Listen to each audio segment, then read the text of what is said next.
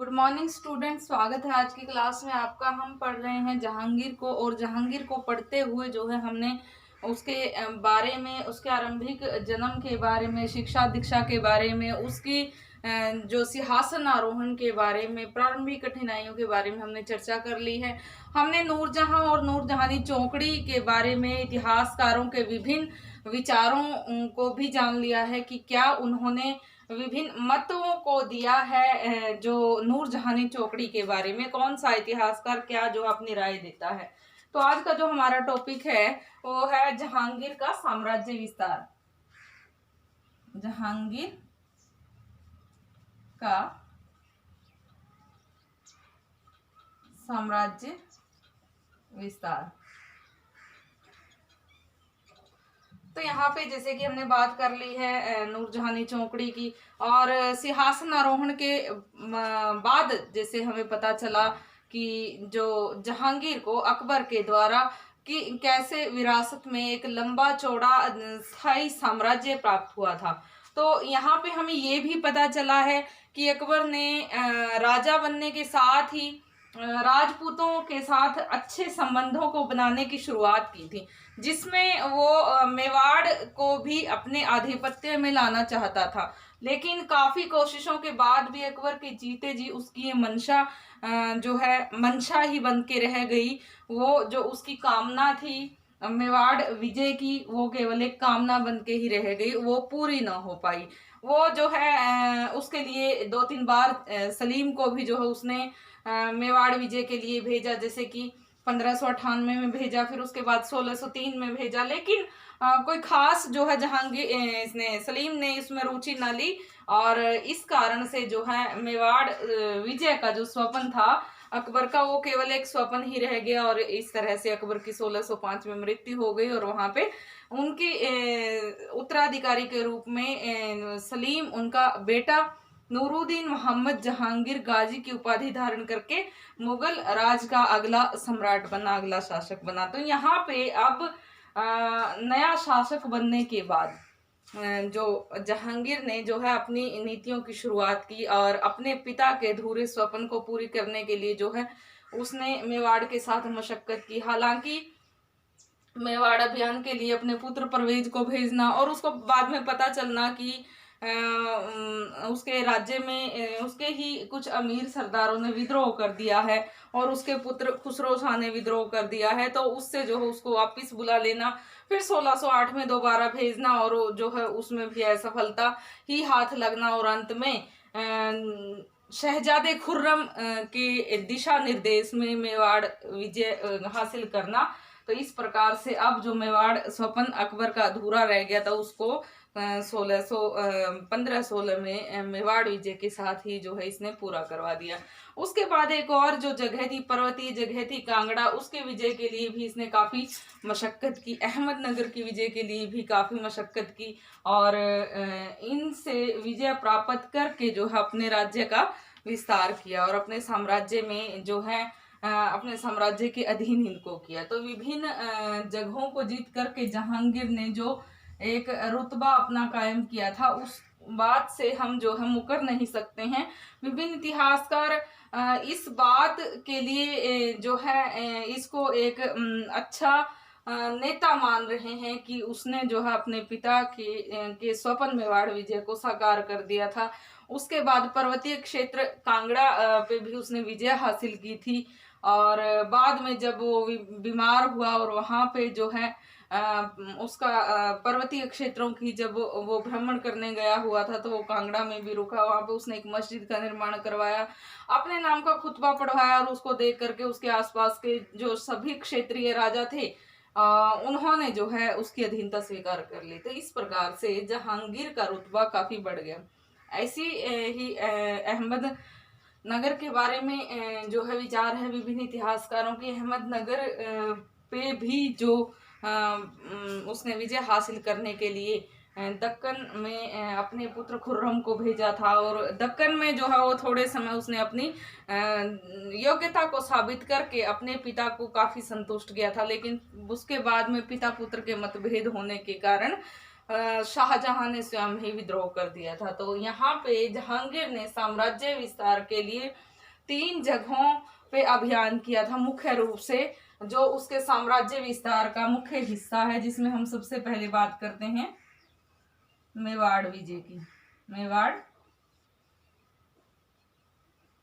विजय या मेवाड़ अभियान। तो ये अकबर का सबसे ये जहांगीर का सबसे मुख्य अभियान कहा जा सकता है।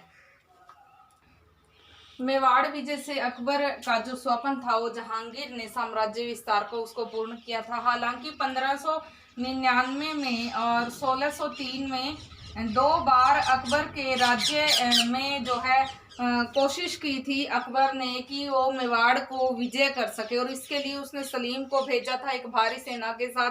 लेकिन उसमें कोई खास रुचि सलीम ने नहीं दिखाई, जिसके कारण से अकबर का वो स्वप्न अधूरा ही रह गया और अकबर की मृत्यु हो गई। और इस तरह से अकबर की मृत्यु के बाद अब जहांगीर ने सोचा कि राजपूतों के साथ इतने अच्छे संबंधों के होते हुए भी संपूर्ण राजपूताना का जो एरिया था उसमें केवल मेवाड़ को छोड़कर जो है सारा ही उसके आधिपत्य में था।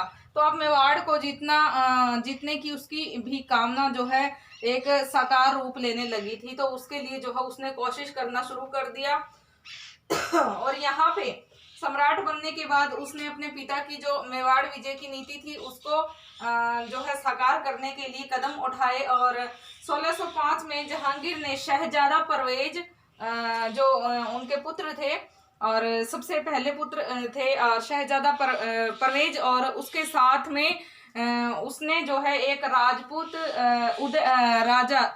राजा उदय सिंह के ही पुत्र, जो एक तो राणा प्रताप सिंह थे और दूसरा जो है दूसरे पुत्र का नाम जो है वो है राणा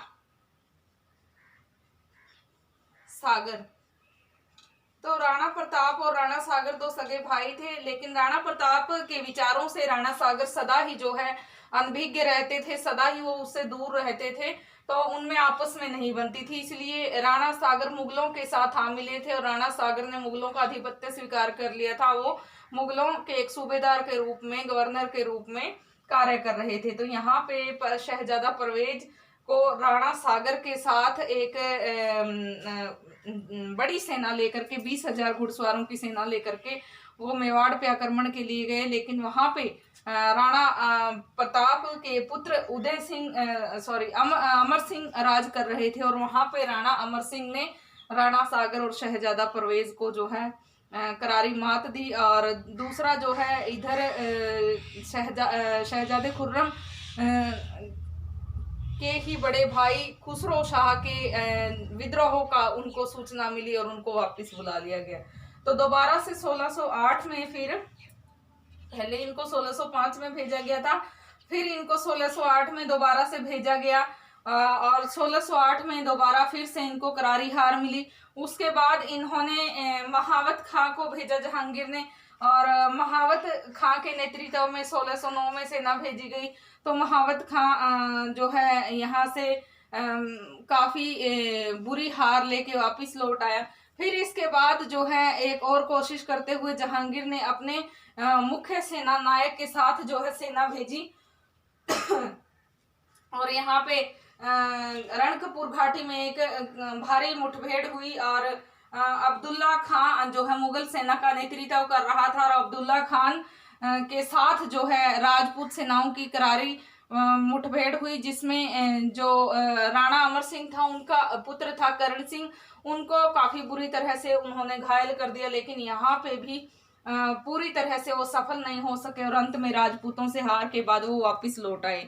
तो अंत में 1615 में खुर्रम को मुगल सेना के नेतृत्व के साथ जो है भेजा गया। यहाँ पे खुर्रम 1615 में भारी मुगल सेना लेकर के राजपूतों के खिलाफ संघर्ष के लिए चल दिया। तो वहां पे रास्ते में भारी सेना के कारण भी और जो है एक जीत की नीति को अपनाने के लिए भी जो है वो राजपूतों की फसलों को नष्ट करता गया, रसद के जो मार्ग थे उसको रोकता गया और इस तरह से किले को घेर लिया गया और कई दिन जो है किले को घेरे रहने के कारण रसद की कमी होने लगी, किसानों की फसलें नष्ट कर दी गई थी। तो यहाँ पे किले के अंदर राजपूतों को पहले ही जो है विभिन्न अभियानों के कारण क्षति महसूस हो रही थी और वो उस क्षति को सहन कर रहे थे। तो यहाँ पे अब जो है उनकी रसद सामग्री रोक दी गई थी, तो उनको भारी कठिनाई सहनी पड़ी। तो यहाँ पे 1616 में उन्होंने आत्मसमर्पण कर दिया और मेवाड़ की तरफ से जो है 2 मुख्य लोगों को संधि के लिए भेजा गया, जिनमें हरिदास का नाम लिया जा सकता है और जिसमें जो है हरिदास को संधि के लिए भेजा गया। तो यहाँ पे जहांगीर ने अपनी आत्मकथा तुझके बावरी में लिखा है कि 40 सालों से चल रहा ये मुगल मेवाड़ जो संघर्ष था वो यहाँ पे खत्म हो गया और यहाँ पे एक विराम मिला उसको। और उसमें जो है वो लिखता है कि राणा अमर सिंह और उसके पूर्वजों ने उसके साथ जो 40 साल तक ये मुठभेड़ की, ये लड़ाई लड़ी, जिसमें जो है पहले सफलता चाहे राणा उदय सिंह को मिली थी, बाबर के समय से ही ये सब कुछ होता चला आ रहा था। उन्होंने कोशिश की थी मेवाड़ विजय की, लेकिन वो उसको जीत नहीं पाए थे। तो यहाँ के जो वीर योद्धा जो राजा थे, उनकी वीरता के कारण, उनके शौर्य के कारण ही अब तक वो मेवाड़ को जीत नहीं पाए थे। लेकिन यहाँ पे राणा अमर सिंह ने भी काफी कोशिशें की और अंत में अपने पुत्र कर्ण की गुहार पे उसको संधि करनी पड़ी और हरिदास को एक अन्यत्र राजा के साथ संधि के लिए भेजा गया, जो मुगलों ने मान लिया। तो यहाँ पे मुगलों ने भी एक अच्छे राजनीतिज्ञ, एक अच्छे कूटनीतिज्ञ के तहत उनको अधीनता स्वीकार करा के कर के रूप में ही जो है राज्य उनके अधीन ही रहने दिया, अमर सिंह के अधीन और करण सिंह के अधीन, और केवल करद राज्य के रूप में उसको छोड़ दिया गया। तो ये एक भारी सफलता थी और जहांगीर के लिए खुशी का विषय था। तुझके जहांगीरी में वो लिखता भी है कि उसके पिता का स्वप्न उसने साकार कर दिया था और 40 सालों से चले आ रहे इस संघर्ष में जो है पहली बार एक इतने महत्वपूर्ण स्थान पे विजय उसने हासिल की थी, जो पहले के मुगल इतिहास में जो है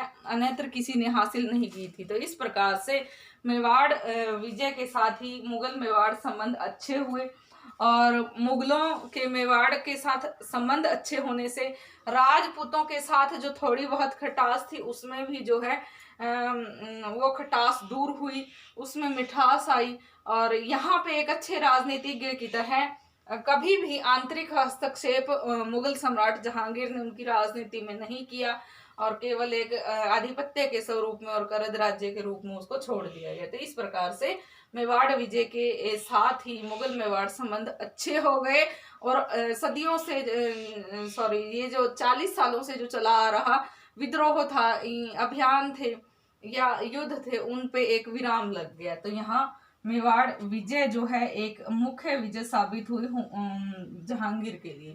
उसके बाद हम बात करते हैं कांगड़ा विजय की।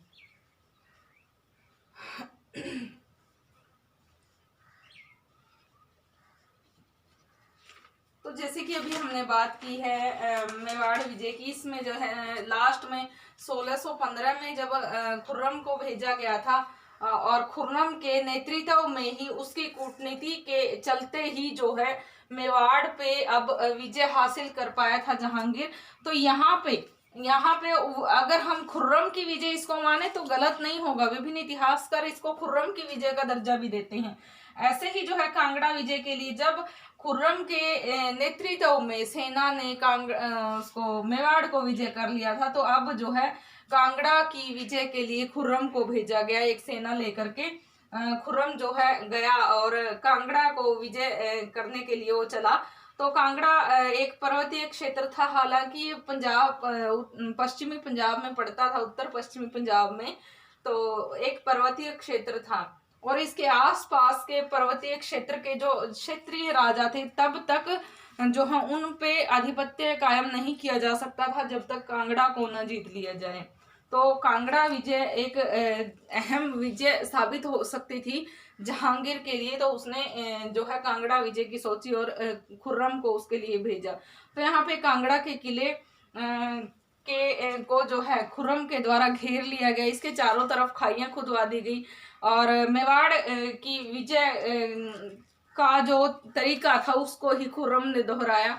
खाइयों को खुदवा करके और रसद सामग्री के मार्गों को बंद कर दिया गया। यहाँ पे 1620 में जो है ये अभियान हुआ था और इस अभियान में जल्दी ही जो है अंदर रसद सामग्री की कमी सताने लगी और रसद सामग्री की कमी सताने से जनता परेशान हो गई, जिसके कारण से कांगड़ा के शासक को जो है संधि करनी पड़ी और इस संधि के तहत जो है अब कांगड़ा का जो क्षेत्र था उस पे जहांगीर का आधिपत्य हो गया। तो यहाँ पे ये कांगड़ा विजय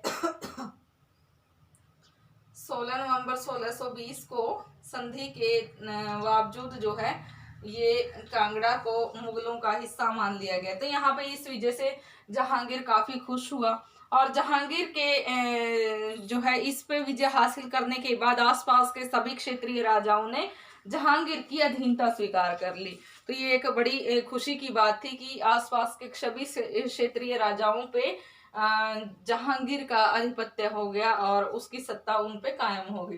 तो कांगड़ा विजय से जहांगीर की जो है काफी खुशी जाहिर होती है, क्योंकि जब वो आगे बीमार हुआ 1622 में, जब उसका स्वास्थ्य खराब चल रहा था तो गर्मी की वजह से वो ठंडी जगहों का भ्रमण कर रहा था। तो उनमें ही पर्वतीय स्थल जो है ये कांगड़ा भी आता था। तो ये कांगड़ा भी गया और यहाँ पे कांगड़ा के किले में जाकर के जो है इसने वहां पे अपने नाम का खुतबा पढ़ाया, अपनी विजय को स्थायी रूप देने के लिए, अपना राजनीतिक प्रतिनिधित्व, अपनी राजनीतिक पैठ साबित करने के लिए उसने ऐसा किया था। उसके बाद जो है अपने नाम का खुतबा पढ़वाने के बाद उसने वहां पे एक मस्जिद बनाने के लिए भी जो है फरमान जारी कर दिया और उसके फरमान से जो है वहां पे मस्जिद भी बनाई गई। तो इस तरह से कांगड़ा पे पूर्ण रूप से उन्होंने आधिपत्य स्वीकार कर लिया। तो कांगड़ा विजय भी जहांगीर के लिए साम्राज्य विस्तार का मुख्य और अहम हिस्सा रही। उसके बाद हम बात करते हैं दक्षिण की, अहमदनगर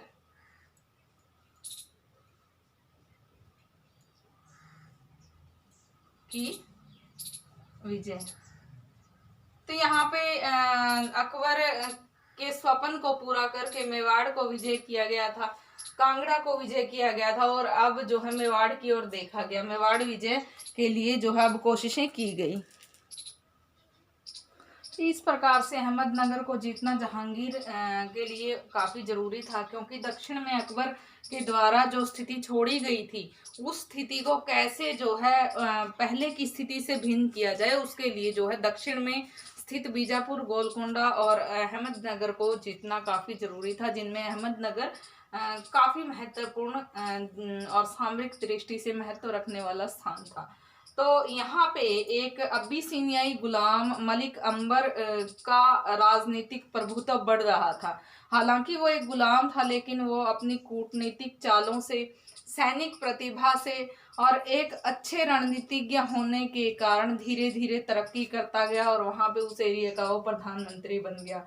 तो यहाँ पे अहमदनगर को जीतने के लिए सबसे पहले 1605 में अब्दुल रहीम खाना को वहाँ भेजा गया, जिसमें मलिक अंबर ने उसको पराजित कर दिया और पराजय के साथ जो है अब्दुल रहीम खाना वापस लौट आया।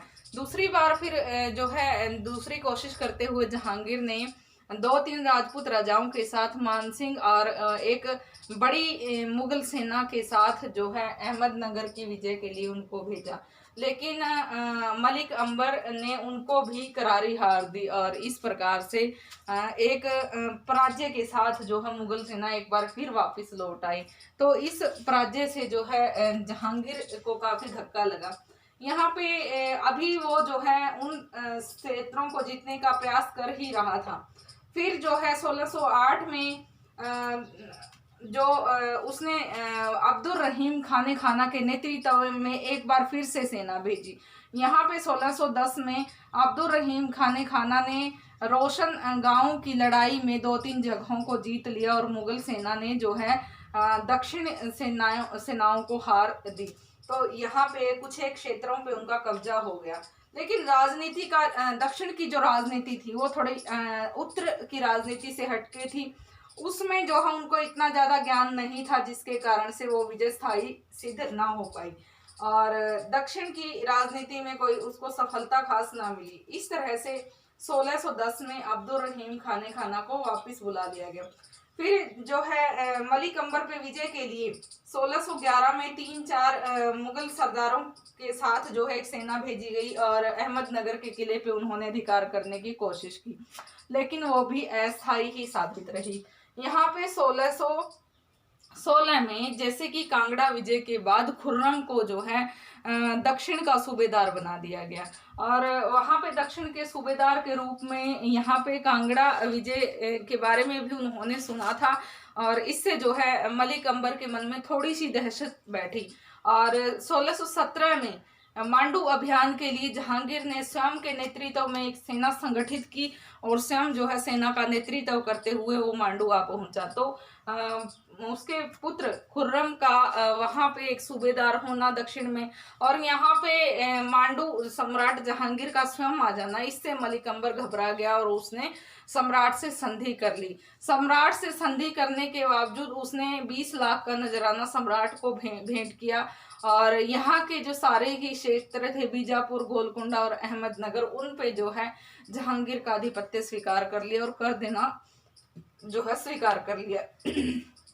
तो ये वैसी ही स्थिति थी जैसी कि अकबर के समय में थी और अकबर ने जो है छोड़ी थी, तो वैसी ही स्थिति अब थी। और यहाँ पे जो है जहांगीर के लिए काफ़ी खुशी की बात थी, तो वापस लौट आया और इस विजय को जो है मस्त होकर के उसका सेलिब्रेट कर रहा था, उसको जो है उत्सव मना रहा था कि उसके वापस लौटते ही मलिक अंबर ने अपनी जो दक्षिण की जो राजनीति थी उसको काफ़ी ज्ञान था ही।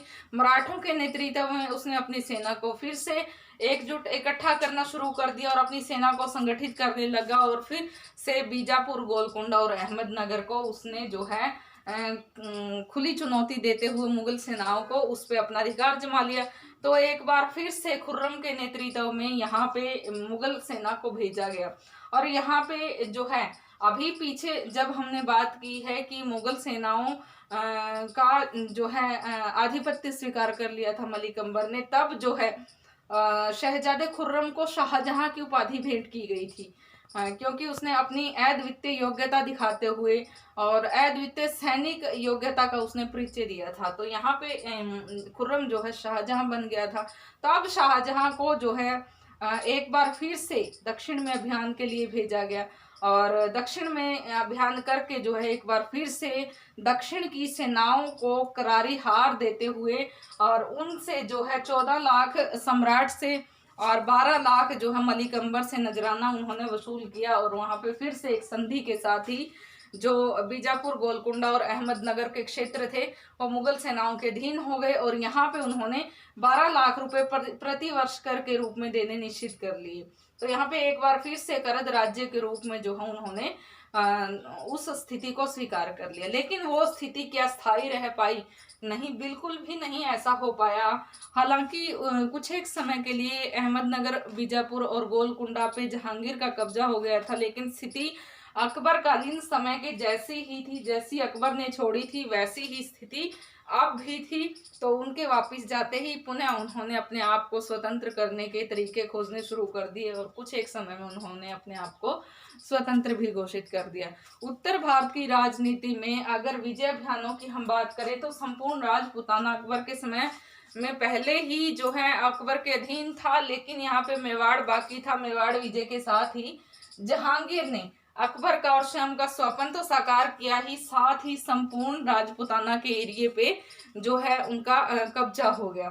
फिर हमने बात की है कि उत्तर पश्चिम पंजाब का जो एरिया था उसमें कांगड़ा ही एक ऐसा क्षेत्र था जो मुगल आधिपत्य से जो है अछूता था, जिसमें जहांगीर ने विजय अभियान किए और विजय प्राप्त की।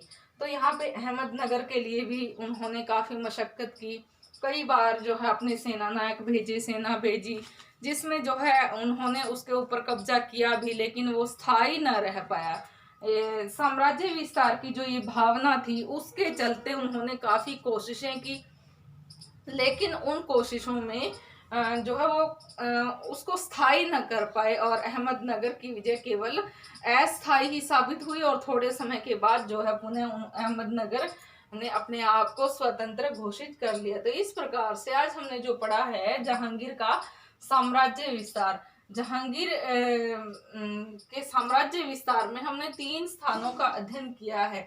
यहाँ पे इन 3 स्थानों के अध्ययन के बाद जो है जहांगीर के क्षेत्रों में काफी वृद्धि हुई थी और अकबर कालीन समय के जो क्षेत्र थे वो तो इसको पहले उत्तराधिकार में मिले थे और अब जो है ये 3-4 जो क्षेत्र इसने जीते थे इस इनको जो है उसकी जीत में वृद्धि कह सकते हैं, उसके साम्राज्य का विस्तार कह सकते हैं। तो इन सब के बावजूद अब जहांगीर के द्वारा जब अपने साम्राज्य का विस्तार किया गया तो यहाँ पे धीरे धीरे जो है जहांगीर की बीमारी बढ़ती गई और जहांगीर की बीमारी बढ़ने के कारण ही अंत में जो है 1627 में उसकी मृत्यु हो गई और उसकी मृत्यु के बाद जो मुगल साम्राज्य का नया सम्राट शहजादा खुर्रम शाहजहां के नाम से बना। तो यहाँ पे अब जो हम मुगल साम्राज्य के जो सम्राट जहांगीर था उसके अधीन आज हमने साम्राज्य विस्तार की जो बात की है इसको आप अच्छे से अध्ययन करेंगे और अगर आपके कुछ डाउट्स हैं तो आप उनको क्लियर कर सकते हैं, मुझसे क्वेश्चन कर सकते हैं जिसमें जो है अगले वीडियो में आपको उसका आंसर जरूर दिया जाएगा। आज के लिए इतना काफ़ी है। Thank you.